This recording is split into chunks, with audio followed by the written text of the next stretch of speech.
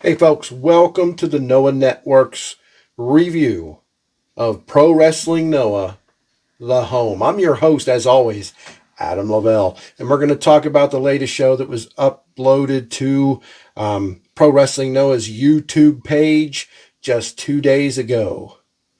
All right, we're going to kick things off with the very first match, of course. It's Daiki Inaba teaming with Alejandro against Kenya Okada and Kai Fujimura. Now, this is an interesting matchup, of course. We got teammates on opposite sides of the ring here. Kai Fujimura and Alejandro have been having kick-ass junior tag team matches, and here they're on opposite sides of the fence, opposite sides of the squared circle, if you will. And that was the interesting part of this match. As a matter of fact, it came down to those two at the end. But most of this match was pretty much controlled by Daiki Inaba. He was a ring general here. He took care of business. He really was the leader, and that could be observed pretty obviously. He had a good battle against both Fujimura and Okada, but a really good battle against Okada. Okada, I just am trying to remain patient, waiting for him to really step into a major role here. It's got to happen eventually. This kid has been battling for quite some time, and he is really good. He's a hell of a big hoss type of wrestler. Again, he's got the kicks that is just as good as anybody's in the business, honestly, but a little different. He doesn't have a lot of finesse style kicks. He just has brutalizing kicks that'll just rip a guy in half. Kai Fujimura, very similar wrestler to Alejandro. They both use speed over power. They're both good, solid technical wrestlers, but they'll take you out through the air and just by how quickly they move around. So again, as I said, it came down to those two in the end, and they put on a pretty good display for the last 5 minutes of this match. And of course, Alejandro, I say of course because he's just a more experienced guy, Alejandro comes out with the victory here in a very solid opener, a good and interesting tag team match on Noah the Home. This is a good thing to watch, guys, as we wait on the big shows still several days away. We're talking April 29th and April 30th, back-to-back shows. April 29th is the N Innovation show, Majestic 2022 N Innovation. It is the Noah Juniors taking control of that show. We're going to preview it on this week's Mount Ararat podcast, which is only going to drop Thursday or Friday, guys. Today is Monday the 18th, right? Yes, Monday the 18th. Because Pro Wrestling Noah's show, Real Overture, from just a few days ago, or just yesterday, I believe it was on the 17th, isn't going to drop on Wrestle Universe until Wednesday the 20th, the day I would normally put the podcast out. So being that I'll only be watching that show on the 20th, I'm not going to put Mount Ararat podcast out until a day or two after because I've got to do a lot of work. I've got to watch it. I've got to review it. I've got to edit it. I've got to upload it. I've got to create a YouTube thumbnail. More work goes into this than some of you might think. Okay. So I got a little bit of work to do, but I will have Mount Ararat podcast out by the end of this week, 22nd, Friday the 22nd at the latest. All right. So hopefully you can watch Noah the Home on Pro Wrestling Noah's YouTube page. Jump over here, hear my review of it, drop your thoughts, go here on my Twitter, on my Facebook page, Pro Wrestling Noah Saves the Wrestling World. Okay, on my Twitter page, at A Lavelle. Here, WrestlingDoneRight.com. Interact with me, people. Let me know what you think. But this was a good opening match of Noah the Home, Daiki Inaba, and Alejandro overcome Kenya Okada and Kai Fujimura in a very solid tag team match to open this show. Moving on to the next match now. The second match on Noah the Home was Daisuke Harada, the 5-time GHC Junior Heavyweight Champion, against an emerging Hao, who left Congo a little while back and has been one of the most improved wrestlers of this year, in my opinion. Now, don't get me wrong. I'm not saying Hao is the wrestler of the year or approaching anywhere near that level, but he's really doing a good job stepping away from a very hot unit, a very popular faction in the world of wrestling, and sticking out in the Noah Junior regulars, which is filled with a lot of top babyface guys. Now here, this was a solid match, but not amazing. Here's what I mean. Nothing about this match was bad in any way, shape, or form. Matter of fact, I rather enjoyed it. And while Hao did look good, he's not on this level yet. That's this match kind of exposed that. Daisuke Harada controlled this match pretty handedly. It was far from a squash match. Hao got some nice work in, really looked good. I have a feeling this was an evaluation match for the guys at Pro Wrestling Noah to see exactly where Hao is. And he's just not on the level of Daisuke Harada or even close.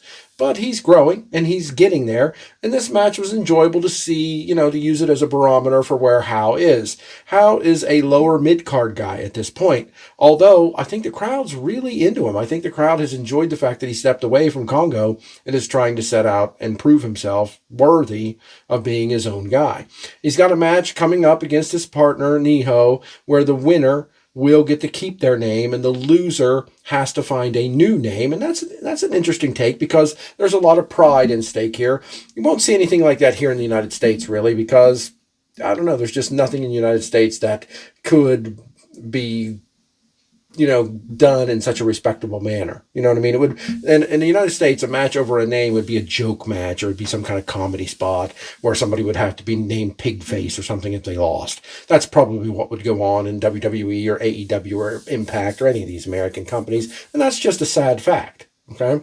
Here, this is about honor. The loser will pick a respectable name, but neither one want to lose their name because they've worked hard to establish it in Pro Wrestling Noah, an important company in Japan and around the world. So that's the match Hao has coming up. And this was just a little feeler for where he's at. Now, where is Niho on the level of someone like Daisuke Harada? I would say probably a little bit closer to that level, and that's why I'm sort of spoiling a pick that I'm probably going to make in the preview of that show where I talk about Hao versus Niho more. But I had to apologize. I really didn't want to make this match sound like it was bad. It was good. It was worth watching, and I think you'll enjoy it if you give it a shot.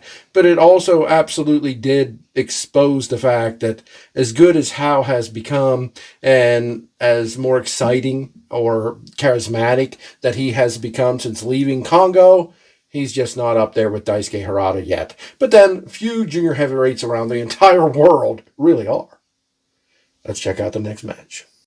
The third and final match of this episode of Noah the Home was a very good one, simply for the fact that they mixed two tag teams up, split them from each other, and put them across the ring from one another. And I really enjoyed that. It was Junta Miyawaki, Katogi, and Masa Kitamiya, Atsushi Katogi and Masa Kitamiya, taking on Yohei, Yasutaka Yano, and Inamura. Now, normally, Kitamiya and Inamura are together as the Tough. And, of course, Yohei and Katogi are the GHC Junior Heavyweight Tag Team Champions. I love this. I mean, the interactions, the wrestling between Katogi and Yohei was wonderful. These guys did not hold back. Too many times in American wrestling, you see guys wanting to work together. And I'll be honest with you, sometimes you see it in Japanese wrestling too, but not in Pro Wrestling Noah. You'll see tag teams split up and all of a sudden they'll start to work together with a wink wink and a nudge nudge, rather than really face off, especially when they're in tag teams against each other, or I don't care if my team loses, I'm not going to hurt my friend.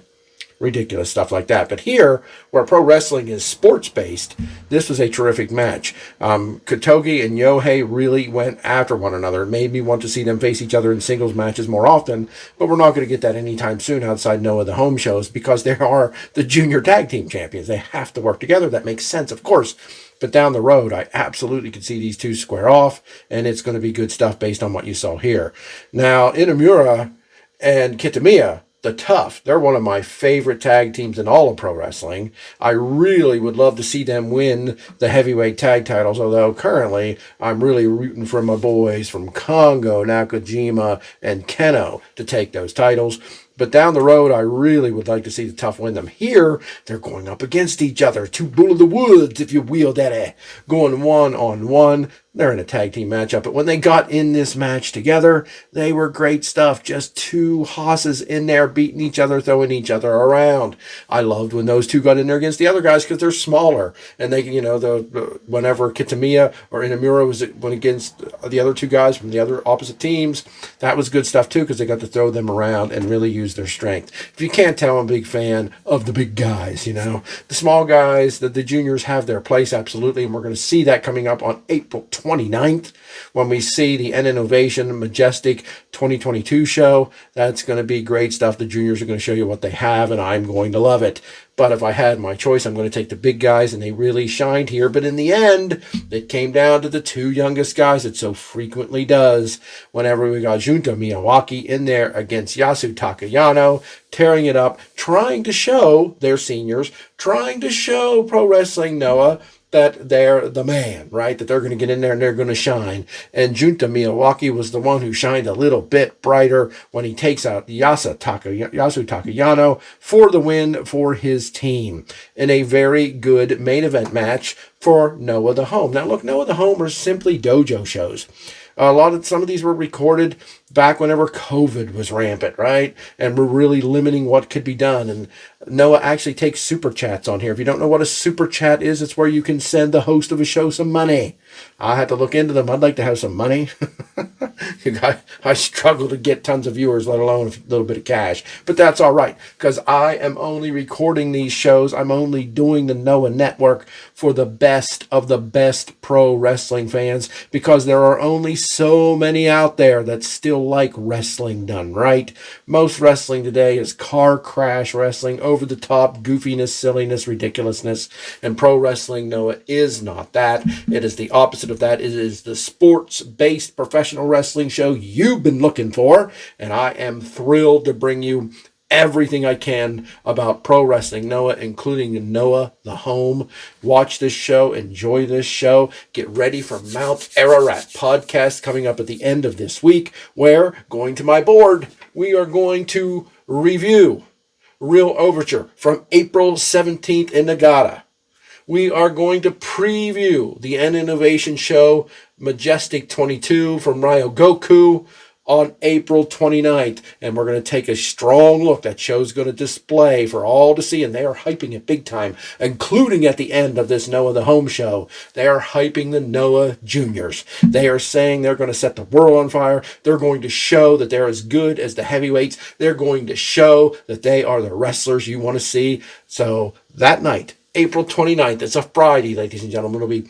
It'll be early Friday morning here in the United States if you want to watch it live. I'm pretty sure this show has English commentary from Ryogoku on Friday the 29th, very early in the morning, 4:30, 5:30 a.m., somewhere in there.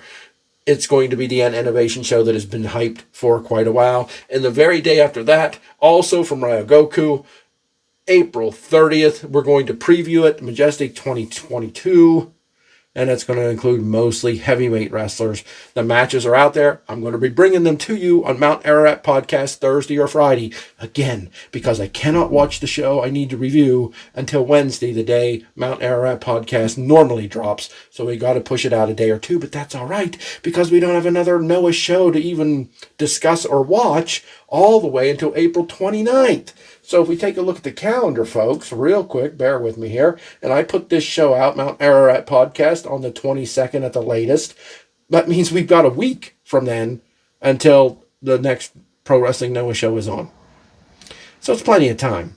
Thank you for bearing with me. Please subscribe. Hit that red button and subscribe. Ring the bell for notifications. Share, like the videos, comment on the videos. Let me know you're there and that you're a fellow WrestlingDoneRight.com fan, and that you know Pro Wrestling Noah is the best professional wrestling in the world. This has been Pro Wrestling Noah the Home. I am Adam Lavelle of the Noah Network, and I'll be back with you shortly with another video. Thank you for joining me. Please subscribe.